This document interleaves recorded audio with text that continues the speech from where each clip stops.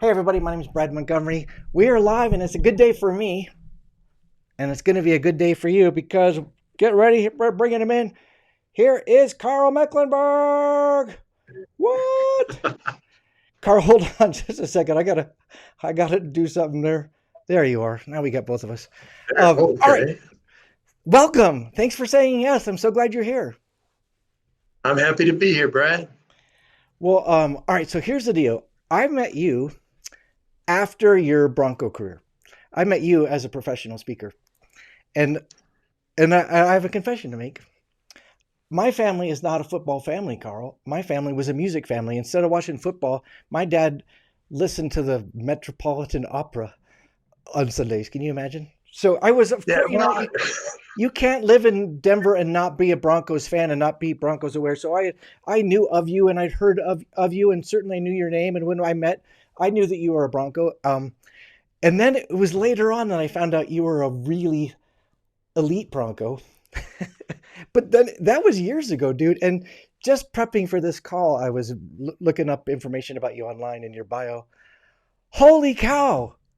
I can't believe I didn't know. There are many things about you I don't know, but I didn't know what a freaking big deal you are. So thanks, and thanks for being here.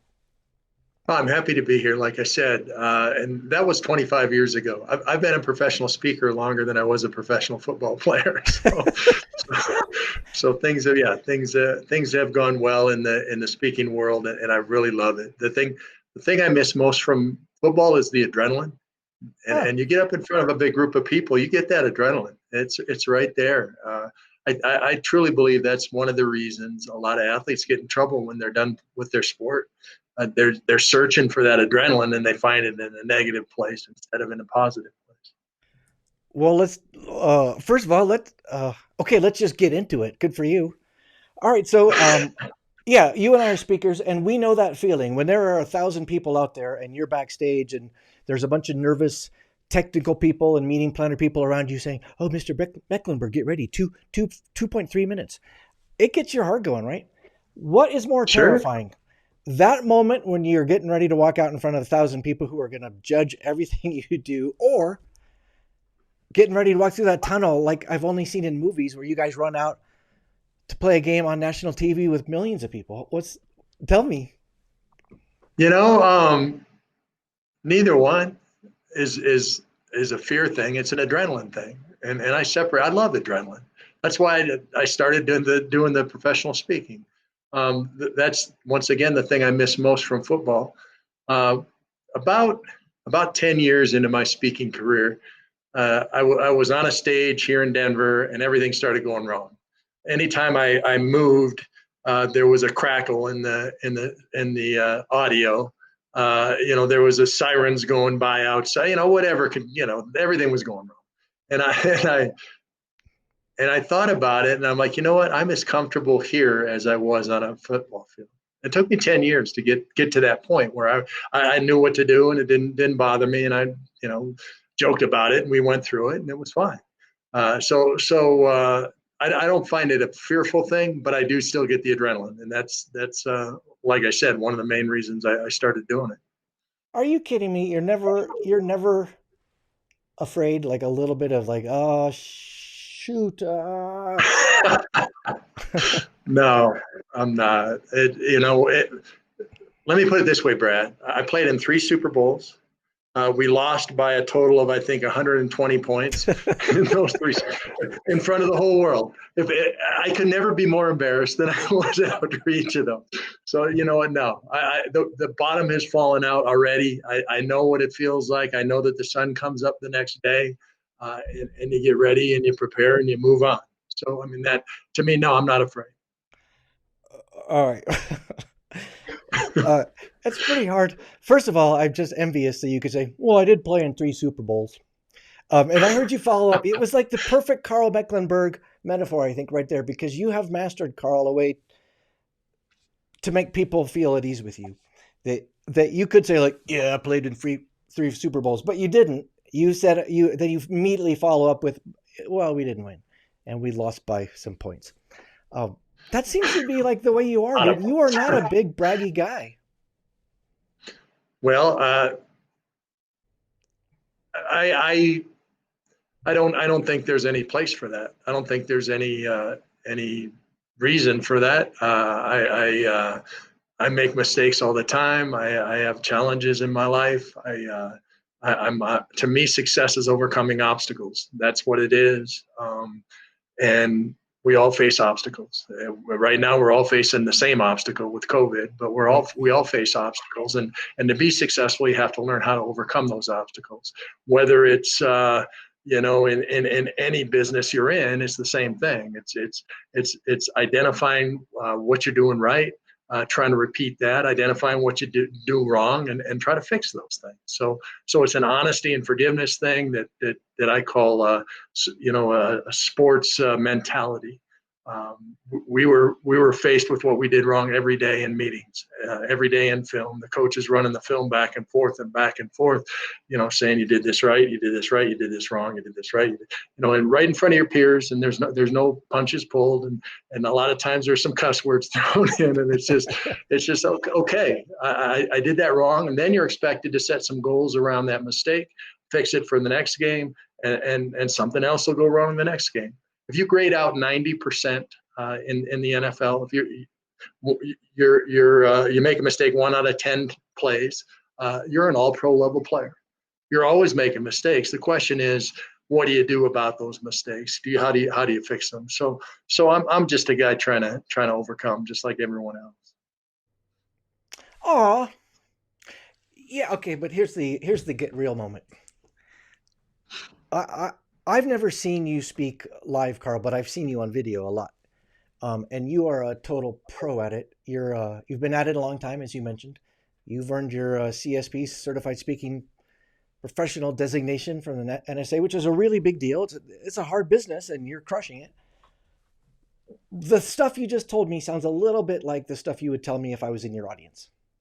True or false? Yeah, true, definitely. And How? and and it's just it's what I learned through my career, and I relate those things to the audience, and usually I'll have a pretty good idea who the audience is, what their challenges are, what their successes have been recently, and try to talk their language and connect the dots between my stories and their challenges.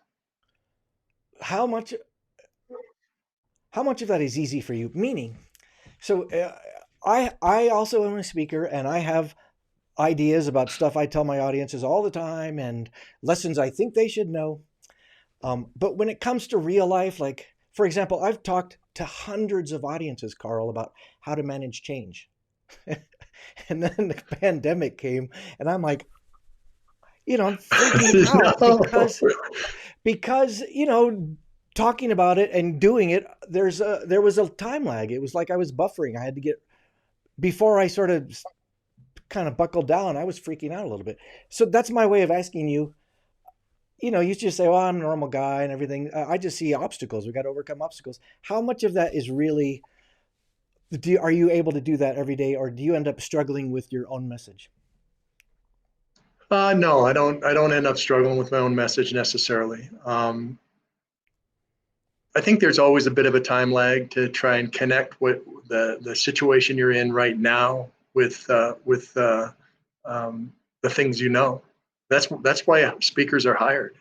That I truly don't believe I can go into an audience of adults and tell them things that they don't know, that they haven't already learned somewhere in their past, that Right. isn't already part of their knowledge base. But I'm going to come in and I'm going to point out from a different angle, tell a different story that they haven't thought about for a while, and all of a sudden, oh man, that's right, I got to start doing that. That thing clicks.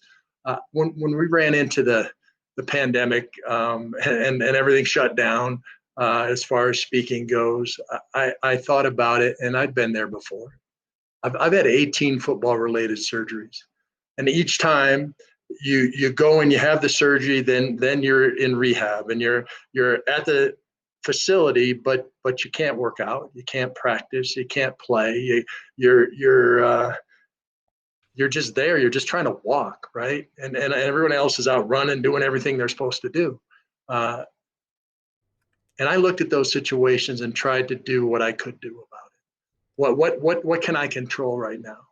So I'd be in that situation, and instead, obviously, I couldn't go out and practice and stuff, but I could watch film. I could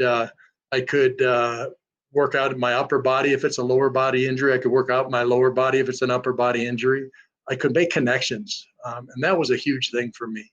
I was a team captain, and in the NFL, there's cliques. The old guys hang out with the old guys. The offense hangs out with the offense. The black guys hang out with the black guys. The white guys hang out with the white guys. Well, it's just because it's convenient. It's not a shutting people out thing.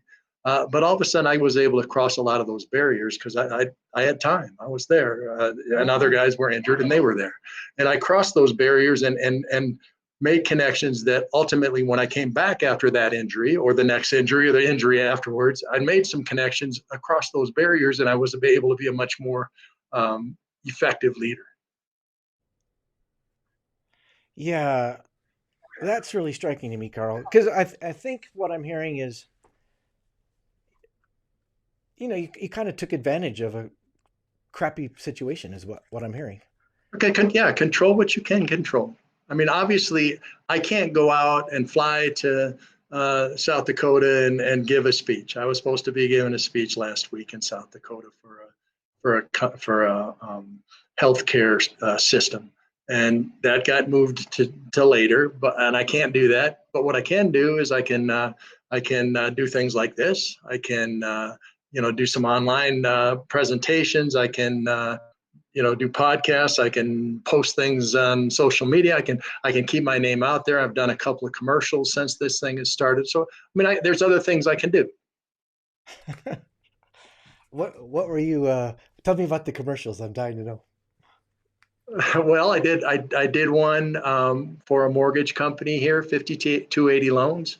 It's an online commercial. We shot it at a house, and it was fun to do. And then I did another one for a friend of mine for what's the name? Fitness Gallery. Yeah, Fitness Gallery is the name of the group. I've got a bunch of their stuff. Actually, they came in and replaced the stuff I had down in the basement, and they took out three different pieces that were the stuff that they sell already that had been in my basement and I'd used for 35 years.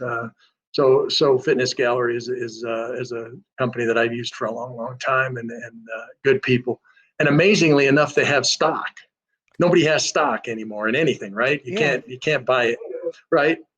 I guess you can buy water or dirt or whatever, but trying to buy fitness stuff is almost impossible. Except Fitness Gallery's got it. yeah, right on. Well, that's. I'm really interested in so many things. Do we want to talk first about your speaking career, or do we want to talk about football? Because I'm hoping to talk about both, and I'm also interested in your transition from football to speaking, because that strikes me as like, you went from apples to I don't even like cleaning solution. It's not even they're not related. You know what? It is related. Um, it's performance. It's preparation. It's understanding your audience or your opponent or however you want to look at it. In a lot of ways, it's the same. It really is. It's a week of preparation or more with 1 hour. Boom, you got to present, you got to be there, you got That's to be true. present, you got to go. So I mean, to me, it's very similar. Did you guys hear that? Carl said that what I do is just like playing in the NFL. Thank you for that. I didn't know. I thought maybe. All right. So how did that go? So when was your last game? What year did you play your last Yeah, it game? was. Yeah, '94 was my last year. And then And when was your first speech? wow, it was probably 6 or 7 years later that I Oh that no, I I decided I'm going to give a professional speech. It was I went fishing. I just monkeyed around for a while. I got bored. I mean, I yeah. did. After a while, the fish you caught today looks a lot like the fish you caught yesterday. It's just like, okay, enough of this. And so I looked for something to do. My dad is an obstetrician. And what obstetricians do while they're waiting for a baby to be born is tell stories. So my dad is a storyteller. I grew up around storytelling, and really enjoyed the opportunity to tell stories, but apply them to people's lives. And that's what kind of started the whole thing. I got a couple of opportunities. I had fun with it. I said, hey, this is a job. Dee Dukart invited me to National Speakers Association. D. He took Dukart and I bumped into each other somewhere. I think it was because I was writing a book and she helped me out with the book. But yeah, so it was it's all of a sudden my mind really expanded as to what this could actually be and the impact I could have on companies, on individuals, and love what I was doing once again.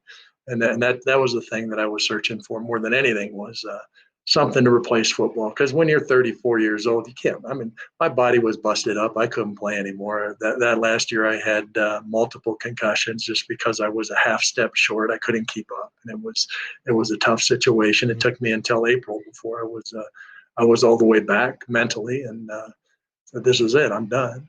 So like I said, I took some time off, but then dove right into speaking.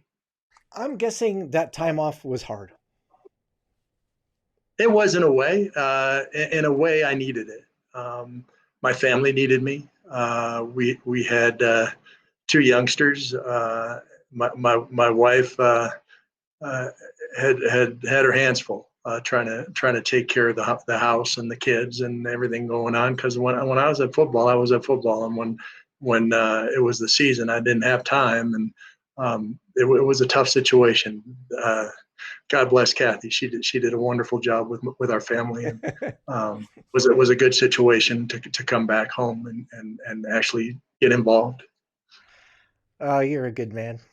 So you brought her up. I've met Kathy. Kathy's awesome. Um, and you guys seem like a perfect fit. How long have you guys been together? Since we were 15, I thought, we met we met in high school. She was my chemistry lab partner, and aw. I got her through chemistry. Um, That's what I try to tell her, but that's not true. well, I was trying to remember because I'd heard that story. I couldn't remember if you were high school sweethearts or you met in college or whatever. But here's what Kathy told me, and I wanted to ask you about it. She said, and I wish I could phrase this right, but basically the elite athletes at the pro level tend to have a pattern when they're picking spouses, and that you and Kathy are outside of that pattern. Can you tell me what she was talking about and what's your take on that? Well, she fell in love with me, and I fell in love with her long before there was any chance of me being a pro football player. I was just a JV football player in high school. I didn't even make the varsity team till my senior year. I was not the star. She didn't like me because of football. And truthfully, there's a lot of gold digger type women around football that are would do anything to hook up with the NFL guys, and it you know they end up being wives every once in a while. So maybe that's what she was talking I think so. My wife Kim and I went years and years ago. We found ourselves at a spring training baseball game, and again, did I mention I'm not a sport? Didn't come from a sports family, so we're looking at about. Right? everything but the game. And what we found, Carl, was there was this section, and it was like instant where we realized, oh, those are the wives and girlfriends. But it was all these like, oh, oh, and they had a look, and they had big rocks, and they very expensive clothes. And Kim and I are like, there's a look to baseball players' wives, or it seemed like that. Is that Yeah, and Brad, that actually that section was the wives section. The girlfriend section is over on the other side. It's what? Wait, you wait, wait. can't have the wife sitting next to the girlfriend. Well, we've entered in a whole new area I didn't plan on. Well, my guess is that's one of the reasons that you and Kathy get along so well. Because I'm guessing, Carl, it is hard to be a star and it's hard to be a celebrity and then still be a normal person when you come home. And my Yeah, guess is no, that she grounds me, and there's no doubt about it. She grounds me for sure. And like I said, there's just the amount of time she knows me so well, and she'll knock me down when I need to be knocked down, and pick me up when I need to be picked up. I mean, that's part of do, her role, I guess. do you guys have a code? As in, when I see this, say this, honey, what I want you to hear is, you're being an asshat again. Do you have a code like that? No, she just lets me know. There's no need for a special code. It's pretty obvious. uh, all right. Well, let me ask you. Can we jump into football for a little bit? Yeah, sure. All right. So, I preparing for this for the first time since I've met you, Carl. I went and looked at some of your highlights. You are terrifying. Oh my gosh, the thought, because I've been with you, and I think anybody, I love this video thing that I'm looking at because we're about the same size, but in real life, you are significantly larger than me. The thought of you screaming towards me just scares the crap out of me. That was one of the first things I noticed is how terrifying you are, and it made me think about the psychological side of sports. Like that had to be part of the game where you are not just physically capable, but the other players must have been afraid of you. The other quarterbacks must be, oh, here comes 77. Am I right that there's a psychological thing going on there? Yeah, in a way, I guess leading up to the pros, if you're concerned about getting hurt or worried about an individual on the other team, they've got you already. It's not. I think you have to have great confidence in your own ability, and what you're doing in your assignments. And I mean, doesn't matter how big or fast or strong you are. If you don't know what you're doing, they got no place for you in the NFL. It's a very complicated business. Truthfully, you'd think most people's limit as far as how far they went in a sport is maybe high school. And then it steps up a level in college as far as just the knowledge and the adjustments and things. And then it steps up a huge level to get to the pros. So it was a mental game. I was a better pro football player than I was a college football, as far as awards and whatever, than I was as far as college. And I was a better college player than I was a high school player because it was a mental game. The mental piece steps up Mm. at each level. So for me, that was a good thing. I'm going to intimidate you. I don't want you coming across the middle, so I'm going to hit you if you come across the middle. That was my job, but it was your job to make me look foolish too. So it wasn't personal, but it was intense. It was my job to make sure that I made you think twice about coming anywhere near me. I do want to, we're coming back to this and put a pin in that, but step back to confidence because that was one of the things I wanted to talk to you anyway, and you brought it up. When I see you on stage, Carl, one of the things that comes across to me is, oh, that guy belongs on stage. He is comfortable with a microphone. He's comfortable in front of an audience, and that it just struck me as confidence. And you and I have both seen entry level speakers who just don't have that. I like we see them and we think you're a delightful person. I don't think you could ever. This is not your bag because I don't think you have that confidence. And clearly you had that on the field. Is that something you can learn? Like, aren't there? My guess is there's speakers out there that are very skilled, but they just don't have the confidence. And there must be football players who are very skilled and athletic. They have the athleticism, but they don't have the confidence. What Yeah, no can you doubt. address that? I think if I could give you one tip as far as what allowed me to be who I was on the pro football field and allows me to be who I am on the stage, I would say it's decisiveness. Hmm. It's the ability to say, all right, I'm prepared. I know what I'm doing. I'm going to allow myself to do it. I saw over, and I was the 310th pick of the NFL draft based on my height, weight, 40 time, athleticism stuff that they look at as far as scouting football players. Uh, but they couldn't measure decisiveness. And what decisiveness means is you've prepared, you understand what you're supposed to do, and you let yourself do it. You let yourself go. If you take the first step in the right direction before anybody else does, all the angles change in your favor. The tight Hmm. end can't pin you in. The guard can't cut you off. The fullback can't keep you from getting to the line of scrimmage. Everything changes. So, so why not allow yourself to be decisive and take that step? And I look at it the same way on the stage. I'm up there. I'm prepared. I know what to do, and I let myself go. I think that's where you run into problems if you're afraid to fail. I've failed. It sucks, but it's not the end of the world. So I'm not afraid to fail, and I think that's why I'm able to be who I was on the football field and who I am on stage. As I'm working with younger people, including my kids, Carl, I see them struggle with confidence. It just into every portion of their life, really. It's not chronic, but you see them having a tough time, and I think a lot of that is confidence. Everything you've said makes sense, but I'm trying to picture myself, Carl, to say, just be decisive. Give yourself permission to be decisive. And them saying, I don't know what you're saying. That doesn't make sense to me. What Yeah. can you turn that Well, into advice?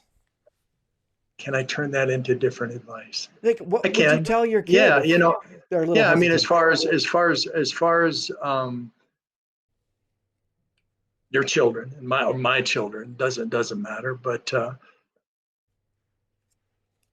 give them every opportunity to be prepared going into a situation, and build up their confidence with with praise when things go well. I mean, to me that is the way I approach it with my children. And each one of them has struggled and failed and had challenges, and each one of them has moved on and stepped out of it. I mean, my son was the hippie kid, the band member, but he also played on the football team, and he was also doing all kinds of different stuff. But he's a lawyer now and is doing great. My daughter was got her degree in graphic artistry. I don't know. She's from Denver Art Institute, and now she's working for the Medical School of Virginia Medical School, as a data analyst and doing great things. So I mean, just give them every support you can, but they gotta figure out when it's time to take this step, and it's an internal thing. I think showing them by your actions is every bit as important as talking to them. They see what you do and what you don't do, and ultimately they're gonna follow that in their decision making process. Well, let's go back to Mr. Team Captain in the early 90s. So I heard you just say, with your kids, find when they're doing something right, call them out and praise them. Is that the way team captains work in the NFL? I coached my daughter's soccer team. I don't know how old they were, 10, 11, something like that. And I tried to do it the NFL style. I tried to correct them when they made mistakes. Oh, coach, you hate me. This is terrible. Right. Right. So, and then I figured out, wait a second, find one randomly doing it right and praise the heck out of them. And then they all start doing that and finding out. So yes, in a way, yes. In a way, no. I mean, you have to be thick-skinned to play in the NFL. There's no question about it, because you don't have time to baby people. You got to prepare. You gotta get over last week, take some lessons away from last week, and move on to next week. And it doesn't matter whether you win or you lose. You have these film sessions whether you win or you lose. Like I said, even the very best of the best, 90% of the time are right, 10% of the time they're wrong, and they get called out in front of their peers, and they got to make adjustments. So that's okay. Um, let's talk about what happens at help me as a muggle understand. So you guys are all lined up. There you are with your game face on. You look. I just saw the film. You're scary as heck, Carl. What are you guys talking about when you're lined up? And what when I saw you pick up giant human men and throw them to the ground, and then you're over them? What are you talking about? Can you help us picture that? Yeah, I wasn't real verbal. I wasn't talking trash. I understood that when you're talking trash, you're just trying to build yourself up. That's the way I saw it. If the guys that really woofed a lot were insecure and trying to build up their own Ah, uh, their themselves. So I didn't mess with that very much. I had way too many things to do. I played all 7 defensive front positions. I was the guy making the calls on the adjustments from linebacker position. I had to make sure everybody was lined up right and doing things right. So I didn't worry about all the right. other guys. I was just trying to get everything done that I had to get done. Brad, if you take an NFL game and you just time what happens from snap to whistle, just the action, it's less than 10 minutes in a full game. Oh, wow. And as a defensive player, it's less than 5 minutes, right? Because you only play half the game. So over a 3-hour period, everything else is all adjustments and calls and movements and substitutions and, all kinds of mental stuff going on. And then the ball snapped and all of a sudden it's an explosion of action and then a whole bunch more adjustments and calls and stuff going on.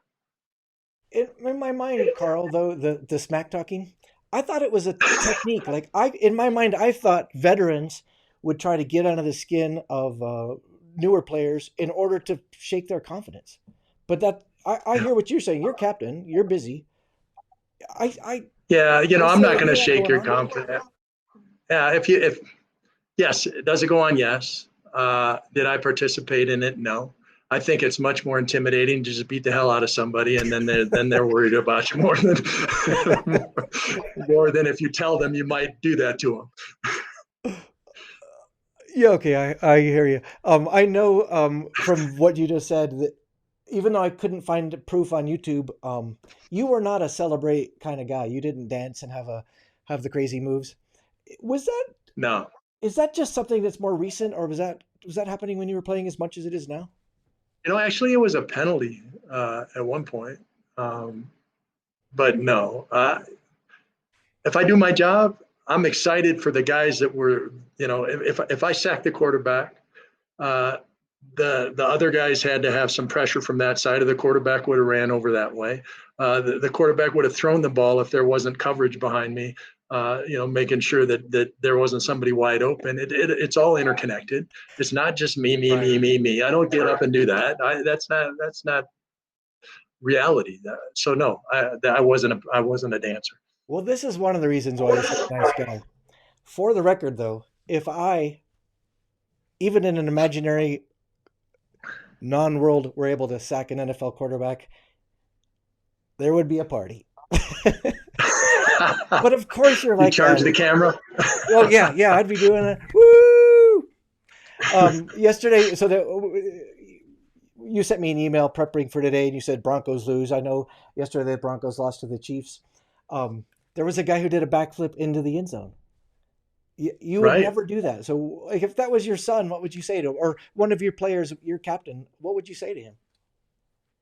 I mean, I always look at it, act like you've been there before. That's your job. Catch the ball, run into the end zone instead of stopping and doing a flip and then having to call back from a penalty anyway, which was hilarious.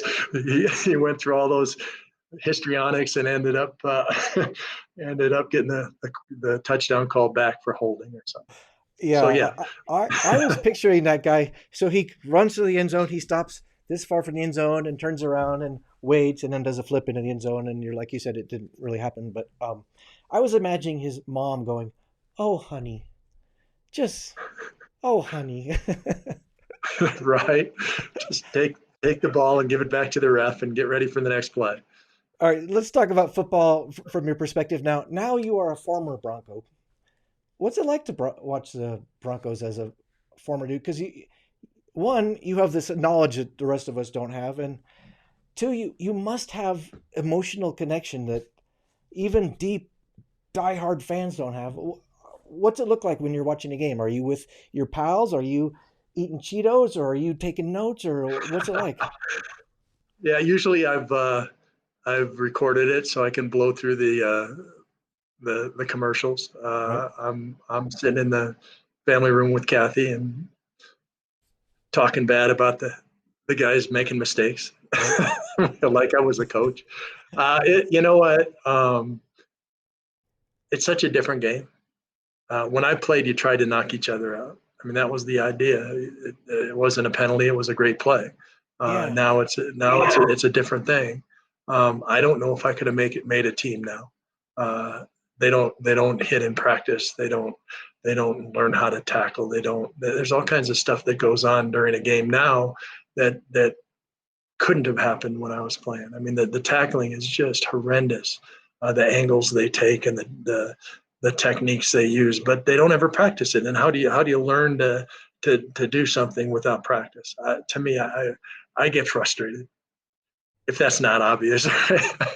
I get frustrated when I watch the Broncos or any pro football game because especially this year they just didn't have the preparation time. They got all kinds of backups planned because people opted out and people got injured because they didn't have the preseason, and so it's a shadow of what it once was. We're talking about the tackles. I wanted to follow up with that. He, did I mention not necessarily a football guy? I read about concussions and concussions. My friend Karl Mecklenburg says I had a lot of concussions. Um, Everywhere concussions, and then we read about we're changing the rules to protect people from concussions. Yet it seems to me, I'm not sure, that the announcers diss the rules, meaning they're saying like, well, that used to be just a good hit, and now that's dumb. It should be, that just let them play football. Where do you fall on all that? I think you just hinted where you are, but can you tell us more? Yeah, Brad, the game is safer than it's ever been as far as the concussions go. The concussion should be treated as an injury, and it is now. It wasn't when I was playing. When I was playing, you'd come to the sidelines. The trainer would say, "How many fingers?" It's always two, so you say two and you go back in. That was it. There was no concussion protocol whatsoever. Now they treat it as an injury, and hopefully long term it's going to help a lot of guys not have issues down the line. Um, it's a different game. The game has always changed. I remember watching a game with my grandfather. My grandfather was a little All-American at the University of North Dakota, played football in the 20s. Um, and I made the mistake of pointing out, Grandpa, these guys are really big. I don't know if you could play nowadays.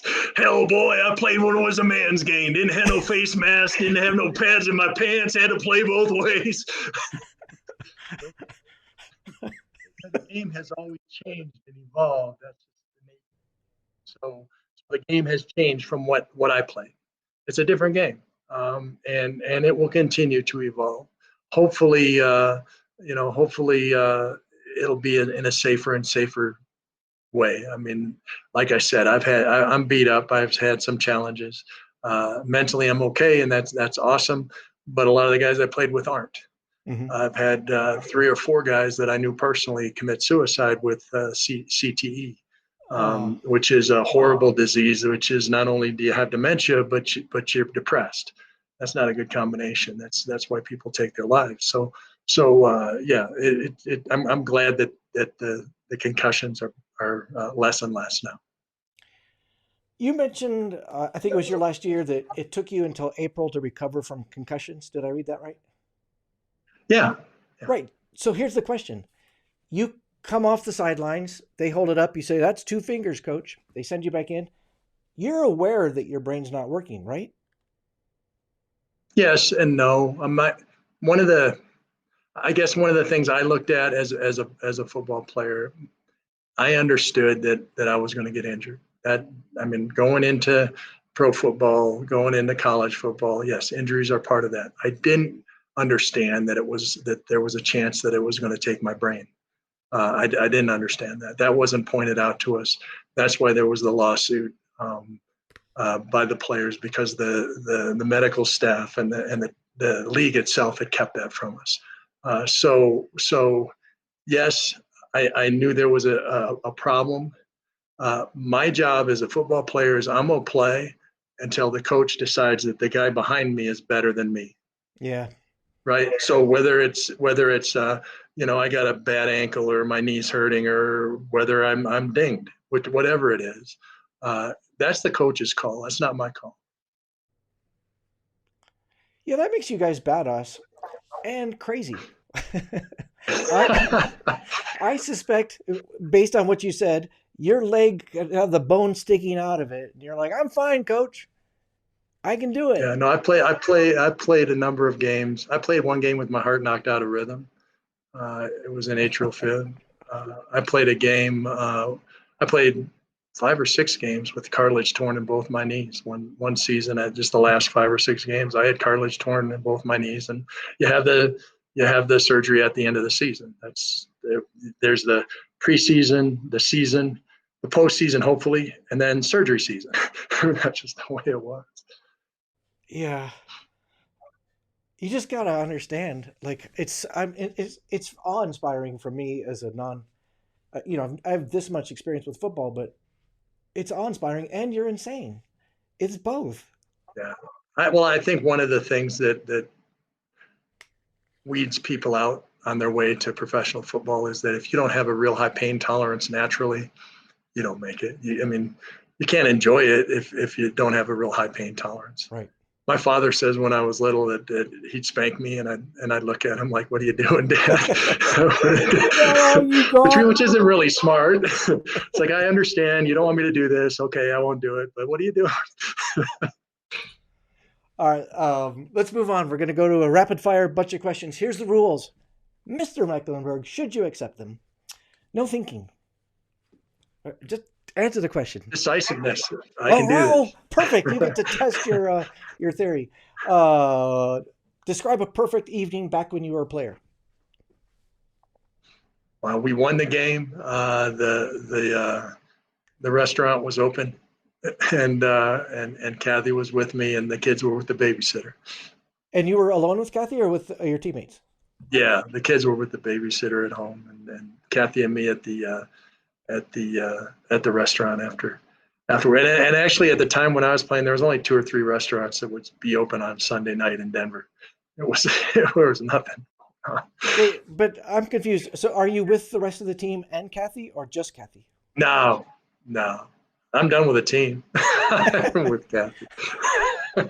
And what was your favorite restaurant? We did. Yeah, there actually was a place that would show the game film, and guys would go there. And Kathy and I went there a few times, but usually we went other places. What was the place you guys went? I'm curious. What was the name of that place, honey? Yeah, Colorado Mining Company. It was in Glendale. It's not there anymore. But I totally remember. Colorado Mining Company. Yeah. They'd stay open Sunday night just for the players, and we'd go in there, and everyone give each other a hard time about their mistakes. All right, so that's a perfect evening back when you're playing. Broncos won the game. You're at dinner alone with your wife without kids. What's your best? Describe a perfect evening minus COVID now. Wow. I had a speech in Jamaica last year that Kathy came with, and just being on the beach, eating some fish and drinking some Mai Tais, and having a wonderful time together. Can I come? All right. Rapid fire questions. Show us your hands. Have you got your rings on? I don't have my rings on, except the one that counts. Aw, that was a good answer. Kathy's going to get the rings, so you can see the rings. I've seen you with one ring on. Why are you not wearing them now? I know they're ginormous. Why are you not wearing them? I don't wear them normally. I wear them when I'm giving speeches, or when I'm doing Bronco appearances, or when I'm doing stuff like that. I didn't think that it would come up, or I'd be wearing them now. I did wear the Bronco. I see the logo thing up there. Yeah, the new logo. That's not the logo I played under. I had the D helmet. Right, I forgot about that. What's your favorite sports team, Karl Mecklenburg? Is it the Denver Broncos? Very right. Complicated. Favorite sports team that's not named Broncos? Oh, look at that! Brett, hold on, don't move. Boom. Oh, dude. There's a couple. Those are cool. What's your favorite? Thanks, Kathy, for getting the rings. What's your favorite sports team not named Denver Broncos? Minnesota Gophers. I was a Gopher my last couple of years. I love watching those guys. They're always kind of underdogs, but the last couple of years they've been pretty good. So it's fun to see. If I put you down in front of a TV and I say we're watching sports, but it can't be football, what are we watching? I watch everything. Probably hockey. I like hockey. I grew up playing hockey back in Minnesota. Everything that's flat, that's a skating rink in the winter. They flood that, and it's a skating rink. So I grew up as a goalie playing hockey. And actually, when I was a kid, if you'd asked me, you can choose whatever pro sport you want, it would have been hockey. Ah, And then I like baseball too. I like watching baseball. the hockey goalie fits my image of you, Carl, because you just seem fearless. And I think of being a hockey goalie as sounding terrifying. Yeah, you know what? Actually, being a hockey goalie really helped me in football. Um, when they switch me to linebacker, all of a sudden the angles that you have to understand the angles as a goalie to cut off the goal, obviously, and make the saves were the same as the angles you have to take when you're trying to tackle somebody. That side to side motion stuff, that's the same as playing linebacker, being able to move side to side. Having that strength in between your waist and your hips there, that side to side motion stuff really helped. Most fun you've had on stage as a speaker? Do you have a gig that Most stands out? yeah, wow. I gave one for for kind of a traveling show here in Denver uh, back when Bill Cosby was okay. And and Michael J. Fox and all these, this traveling show of motivational, and then my neighbor came by with a big full page ad in the newspaper. It said, Bill Cosby and Michael J. Fox and this news person and that news person and a local athlete. I got on the phone and called him up, and I was a local athlete. It was awesome. So you're in a big boxing ring in the middle of, I believe it was the Pepsi Center. You're just in this big round Right, deal, and totally full of people, and you're doing your thing. It's all is maybe, I don't know, 10,000 people or more. right. I don't know. It was cool. That sounds heady. Good for you. Yeah. You're in the car. You turn the stereo on. What are we listening to? What do you like to listen to? Sports talk. Or Christian. Surprise! Yeah, sports talk or Christian music, either way. Or That's Christian what music. we All right, listen. right on. Yeah, What do you do to stay fit right now? You hinted about stuff in the basement. yeah. I got stuff in the basement. I run. I got a 2-year-old dog that I run with her. I do push-ups. I do a push-up for every day, or for every year. So I'll do 60 push-ups and 60 sit-ups and whatever every time I work out. Dude, And as I've you been age, doing that for 15 years, so I've built slowly up. And I'm going to be doing 70 push-ups when I'm 70. right? It's ironic. Brutal. All right, good. Um, Random question. As a Bronco fan, I see the Broncos come off the stage, or whatever you call that green thing. They've got these little tiny bottles of something, like little tiny bottles. What in the world is that, Carl? I don't know. They didn't have it when I was playing. I Yeah, just want maybe to. it's a COVID thing. Is I this just want brand to say. new, or is this something that's been faxing you for a long time? I've only seen it recently. Only seen it Yeah, recently. I'm looking at my notes on my yeah. watch. I'll find out for you though, Brad. Would Next time you? you I see am me, I'll so know. curious. All right. It has been fun, dude. I'm so grateful to you. Thanks for saying yes for this. I It's really fun for me, and I started out here, and before I ask you my last question, which is a doozy,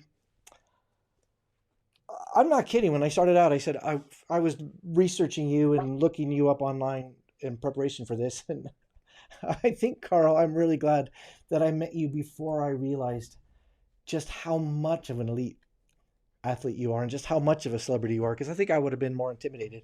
And that's about me, not about you, because you are the nicest guy on the planet with such nice kids and such a great wife. But this conversation, it seems classic Carl. Here you are, completely awesome, and yet, shucks, I wouldn't get that sack if those guys over there didn't do their job. You're awesome. Uh, we can learn about your speaking at karlmecklenburg.com, right? Yes, you can. There's video there. I'm also on all the social medias, so you can find me there. And like, fortunately, there's not very many people with my name, so you can just put in my name and I pop right up. So it works out good. Although there was a guy running for Senate in Seattle named Karl Mecklenburg, and I got a little hate mail and stuff like that from that. But yeah. Well, I'm so grateful for your time. I like to ask every one of my guests the same question, Carl, and that is, here we are at the weirdest time in the history, or at least the recent history of our planet. It's a weird time in the history of football. It's a weird time in the history of professional speaking and meetings and conferences. I know it's weird for our families. What gives you hope? Faith. I'm like I said earlier, I'm a Christian. This is something that we as a family have opportunity to spend time together. I believe that everything happens for a reason. I'm learning a lot of different things that I didn't know before, and I'm gonna take advantage of those opportunities when they come up in the future. So from a hope standpoint, I'm a hopeful person. I love I'm spending more time hunting and fishing and monkeying around with my dog and monkeying around with Kathy and the kids, and we had a great garden this year. A lot of stuff happened that hasn't been happening, so that's been nice. Faith. All right, good for you, Karl Mecklenburg. Well, if you are looking for any type of professional speaker, especially a motivational speaker who speaks on leadership lessons learned from the NFL, you found him, yo. Brad Montgomery. No, Carl. KarlMecklenburg.com. Dude, you are gifted in front of the audience and such a nice guy, and I'm really grateful that we're friends. Thanks for joining us. Thanks. I appreciate it, Brad. It's been fun as always. You're a scream man. Keep up the good work. Thanks, Carl.